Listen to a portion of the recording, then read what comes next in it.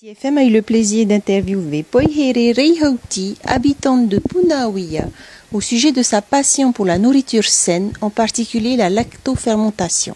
Alors, il y a 4 ans, je suis devenue maman et comme la santé a toujours été une de mes préoccupations, j'ai décidé de me lancer dans la lactofermentation pour pouvoir assurer une bonne alimentation, une alimentation saine pour mes enfants et aussi pour pouvoir varier les plaisirs alimentaires de mes enfants.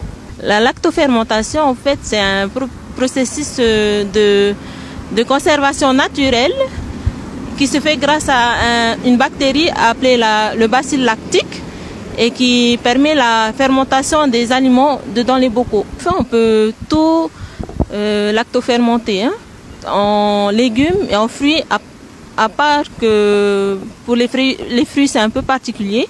Vaut mieux éviter ou sinon essayer avec des fruits plutôt verts.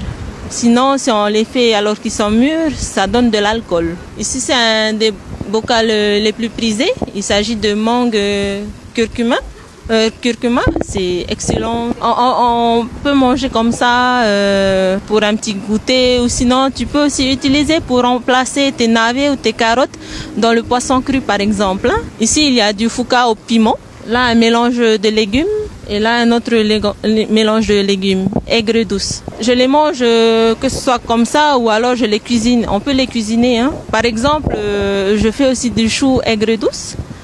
Et j'aime bien manger le chou aigre douce avec un morceau de poisson du large et un fei. J'ai une page qui s'appelle La vie dans le jardin, au Hotuhere. Quel message laisserais-tu à nos auditeurs et internautes?